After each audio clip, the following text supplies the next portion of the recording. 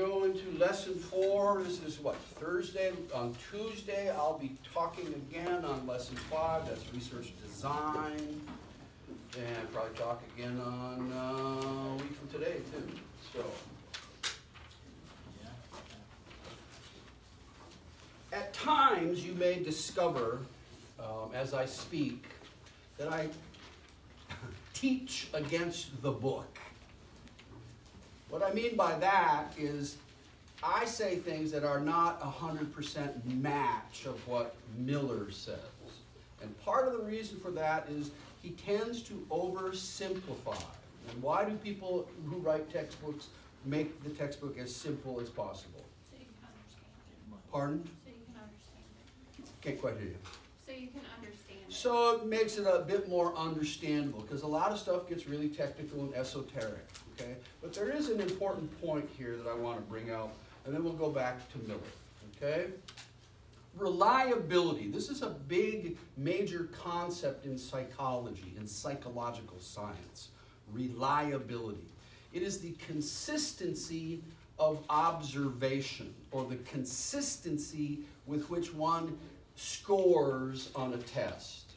Okay? Consistency of observation, or consistency of your behavior, your performance, your obtaining a score on a test. Consistency. That's reliability. Miller, making life simple but a little bit fuzzy, calls reliability accuracy. That's not true. And I've got my little example here. Okay? So we got Cody and Sawyer over there. They're highly consistent in scoring quizzes. Highly consistent between the two of them. Okay? But they're highly inaccurate. They're giving people points for answering questions, and they agree on answering that question and giving that person points, but they're inaccurate because they're not using the answer key. They're giving you points, but you shouldn't get the points. But they're both giving you points. But their performance is inaccurate. They're not using the answer key. So consistency is not the same as accuracy. Okay? Not the same. Consistency is you're just doing the same thing very reliably, consistently, at a high level. But you can still be inaccurate. Okay? I've got a private practice. I see patients. I do a lot of assessment. And I think I'm pretty accurate. And I think I'm pretty consistent. But I can be consistently inaccurate. Consistently give somebody the wrong diagnosis. I ain't accurate, but I'm consistent. Okay? For our purposes, we're going to use Miller's notion of reliability as accuracy. Okay? And now you've got a little bit more than what you paid for. This is called value-added education. Okay? And you might get a quiz question. You might get a quiz question because we want to add some questions from these mini lectures to explain, 2-point answers, explain how accuracy and reliability are not the same. Okay? Let's talk about social validity. Because he opens up this lesson talking about it, doesn't get very deep into it, and then revisits it at the end of the lesson. So this is what we mean by social validity. This is the extent to which a consumer of services, a client, a patient, agrees on the goal of intervention. Agrees on the goal of intervention. What do you want to accomplish after seeing me for 10 visits? What is your goal? What do you want to accomplish? And I had this conversation with a patient yesterday. She's fighting with her son and in-law. She got kicked out of their house. They threatened to call the cops on her. So now she's back to see me, and I asked her, what is your goal? And she said, I just want to live a happy life. Is that possible? Yes. No. It's not possible to live a happy life. not possible. It's possible to live a contented life, but are you going to be happy all the time? As soon as you're not happy, you haven't reached your goal. But you can live a contented life. So we talked about the goal, to interact more effectively with her son and daughter-in-law. Now, can she interact more effectively? Yeah. She can say things that don't result in her getting thrown out of the house or threaten to have the cops called on her. She can keep her mouth shut. That's interacting more effectively. Okay? The goal. What do you want to achieve and how can we measure that? The procedures. This is the intervention. Okay? They agree on the procedures used to change behavior. Agree on the target behavior. This is the behavior that is targeted for change. I might say, this is what you need to change. This is the behavior you need to change. But if that patient says, no, I'm not going to do that, and that's not it, then we have a problem. We've got to agree on what that target is.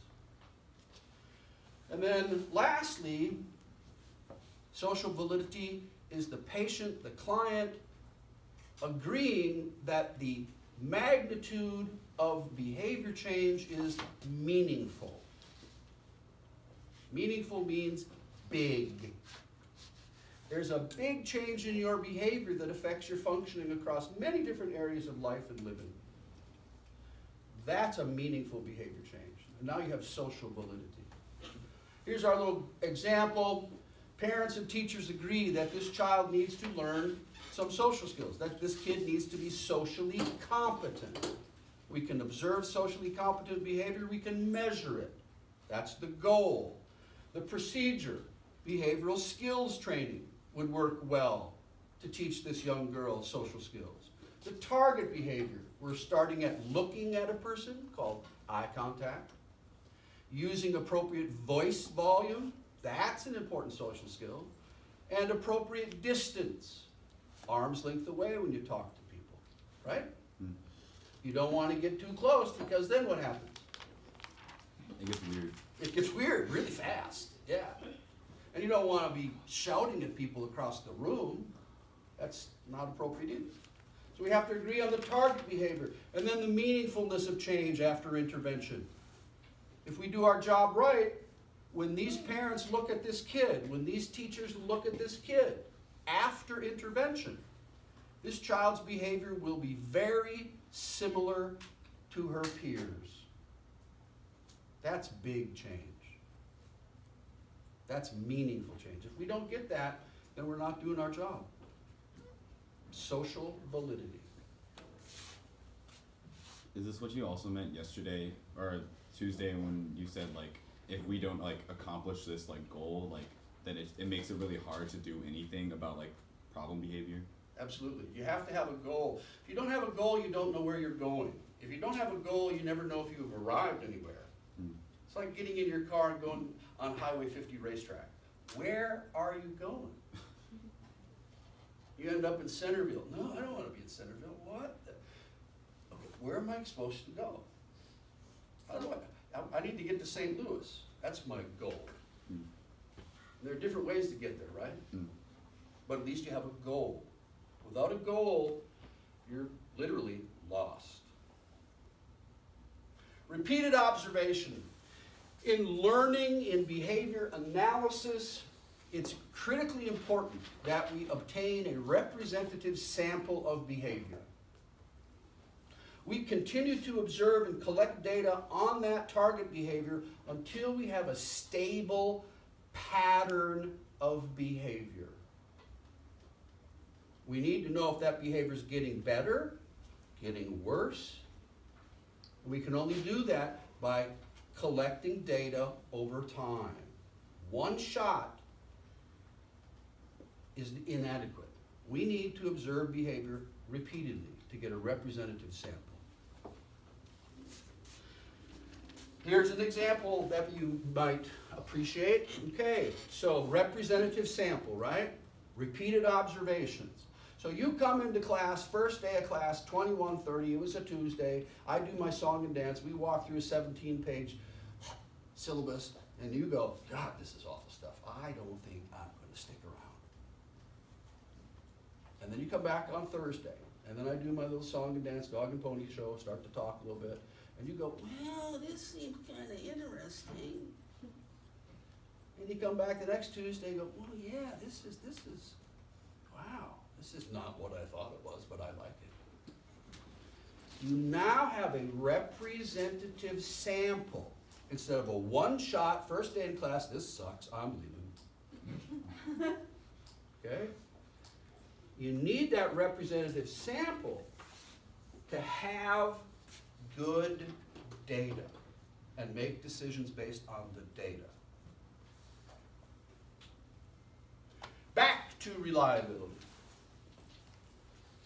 Here's our technical definition of reliability. You've got two observers who independently and simultaneously observe and agree on the occurrence of a behavior.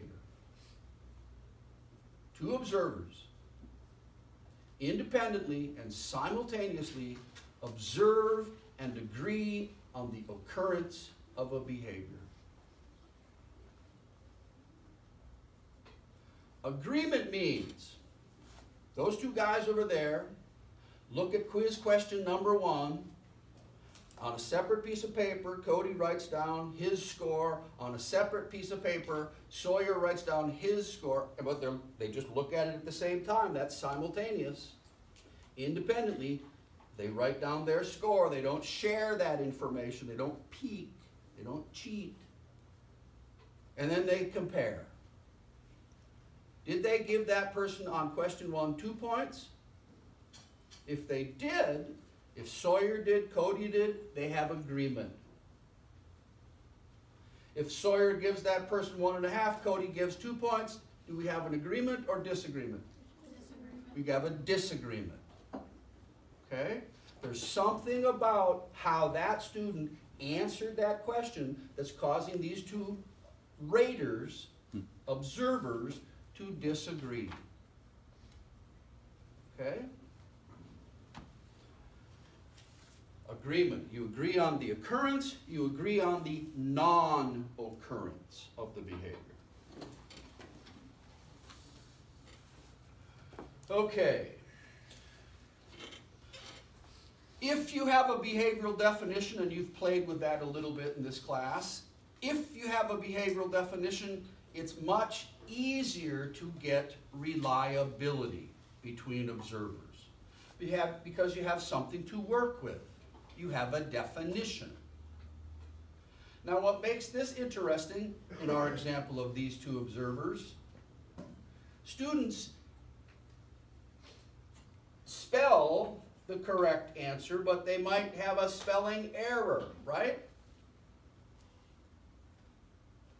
If we were using Blackboard, Blackboard just hates spelling errors.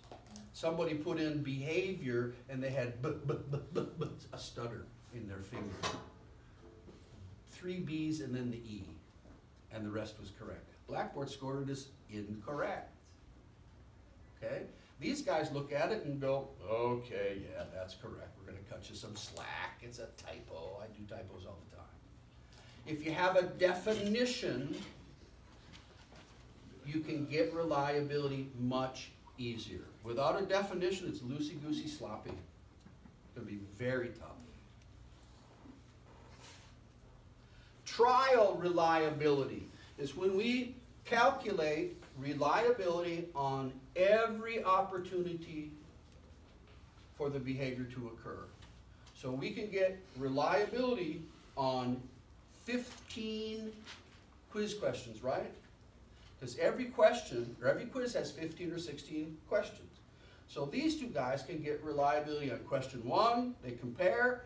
Question 2, they compare. Question 3, they compare. Trial reliability. The opportunity to observe the behavior. Every trial.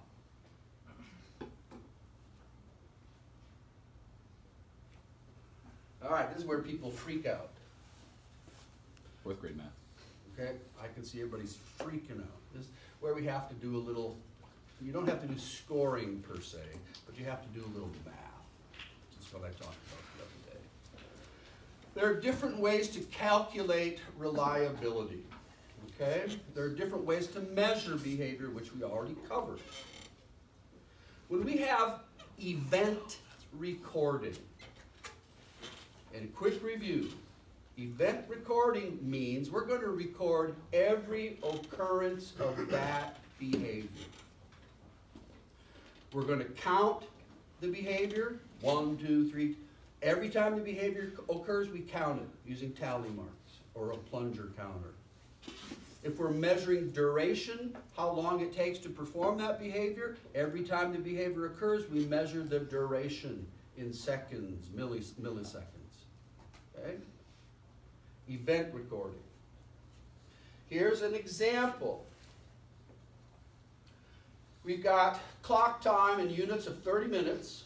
Observer 1, that's 01. Observer 2 is 02. There's always an 01 and an 02. 01 is the big cheese, the boss. And then 02 has to match 01. We'll flip a coin over here to determine who's 01 and who's 02. Okay? Unless you've already decided it. No. There's got to be an 01. That's the criterion. All right? So let's just look at the data. 01 in our first time period there counts 4. 02 counts 7. Eyeball it. Do they agree? No. No, they don't agree. And then our second opportunity to observe, we got 3 and 5. Do they agree? Nope. And then on that last one there, it's 4 and 3. They don't agree. Now, the formula for calculating reliability for event recording is as displayed here. Miller makes it, from my view, overly complex. So when you take a quiz, you can use the simple equation. Smaller number divided by the bigger number times 100. That's your reliability formula for event recording. If you want to use the other one there from the book, you can do that too. They're the same. Miller makes it more complicated. For event recording, smaller number divided by the bigger number, multiplied by 100. And you're going to get a percent, right? So our percentage here is 73% agreement between those two observers, or these two observers, who are simultaneously and independently observing the occurrence of whatever behavior we're looking at here. Doing a frequency count. Any questions at this one? Same formula for latency and duration, as I said. Same formula. We just got 3 observations, and what we're recording here is the duration of a behavior in seconds. And we tally or total those observations for 01 and 02 and divide the smaller number by the bigger number. Times 100. We've got 87%. I rounded up. Okay? Round up if it's 0.5, leave it alone if it's below 0.5.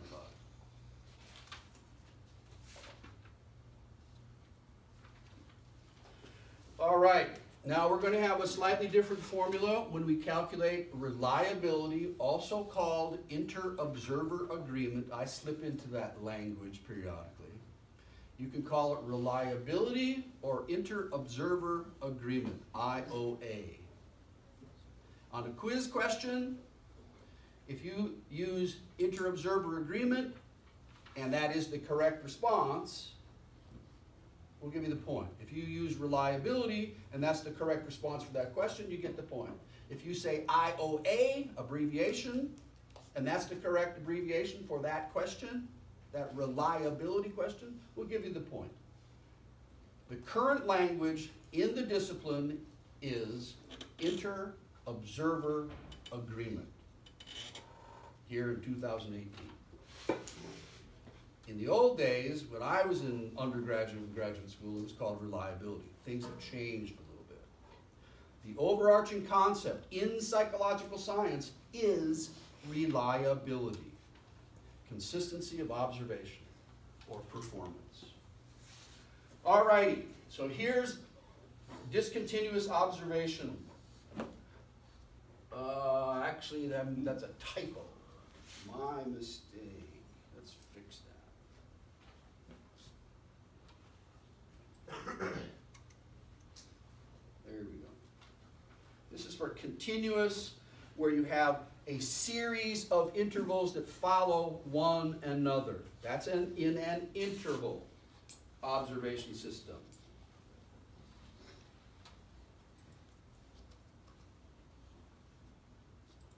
And time sampling is discontinuous.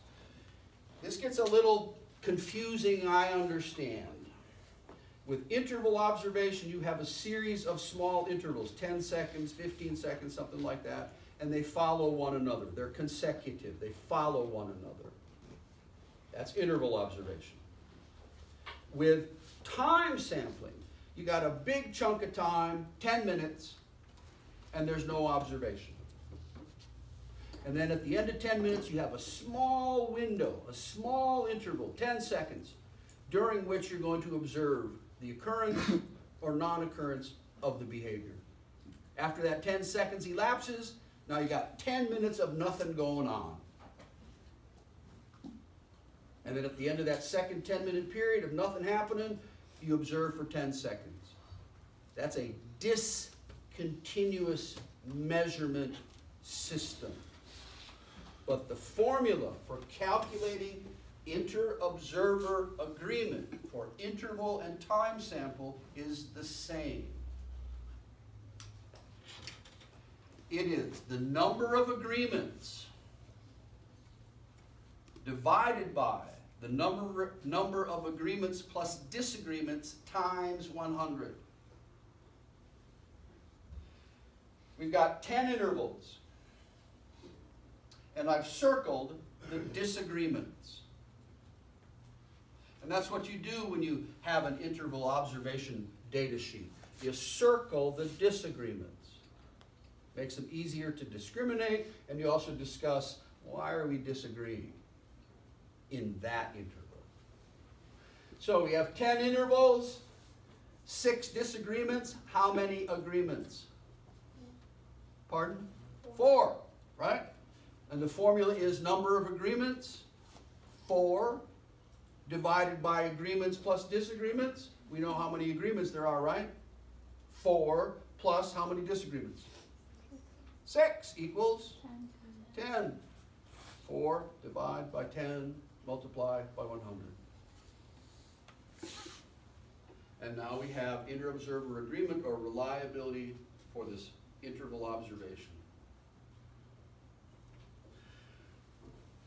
There is a criterion, a level at which we must have interobserver agreement or reliability. There is a minimum acceptable value. That's the criterion. And Miller gets into some kind of quirky stuff. He talks about new definitions and old definitions. Nobody else does this. This is just his little quirk. A new definition requires 80% agreement by the observers.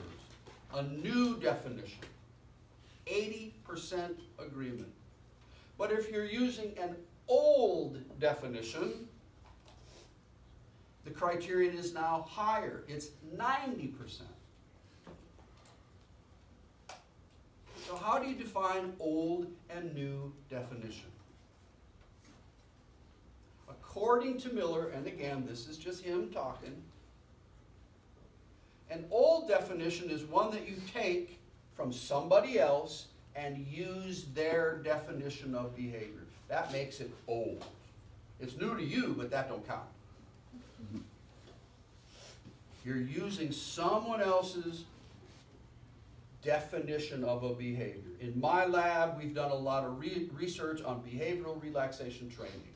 There are 10 relaxed behaviors that the observers need to learn and demonstrate inter-observer agreement on. I didn't make up these definitions, so that makes them what? New or old? Old.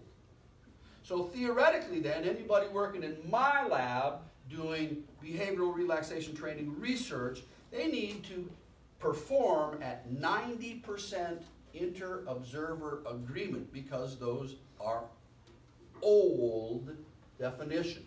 I didn't make them. Roger Poppin did, and Don Schilling did, way back before electricity. Okay?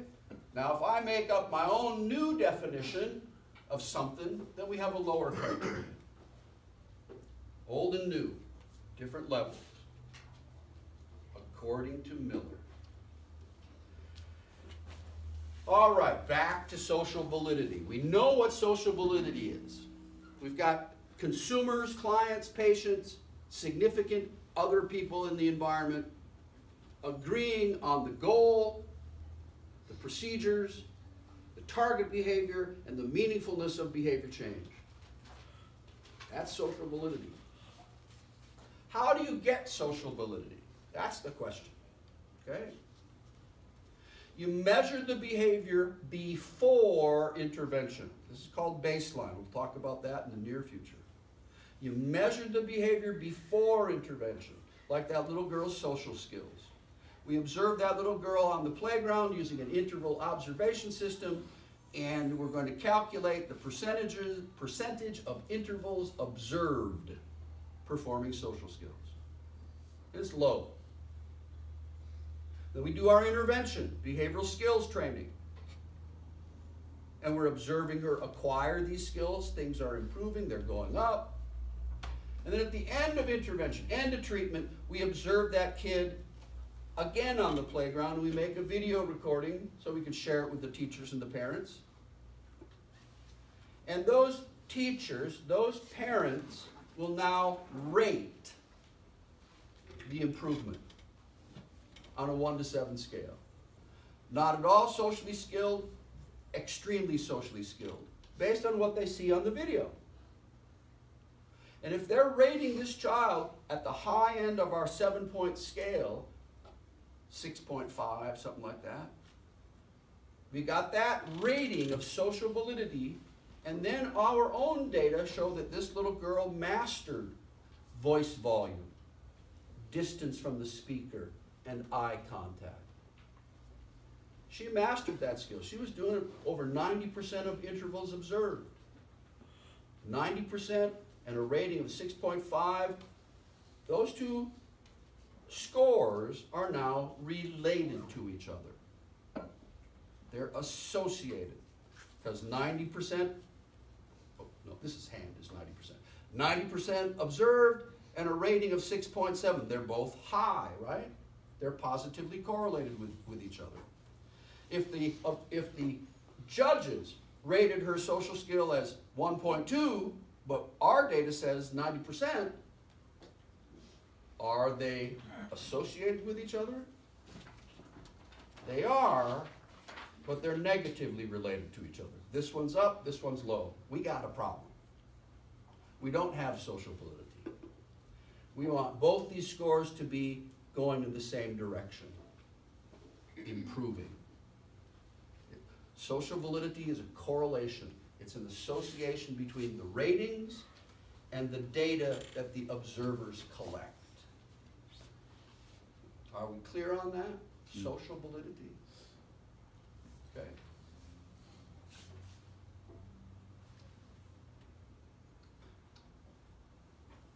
All righty. So this will be posted on our YouTube channel. You can take a look at the social validity stuff. I walked through it. There's more there. I just summarized it because we're out of time for at least my activity. Any questions about anything? Okay?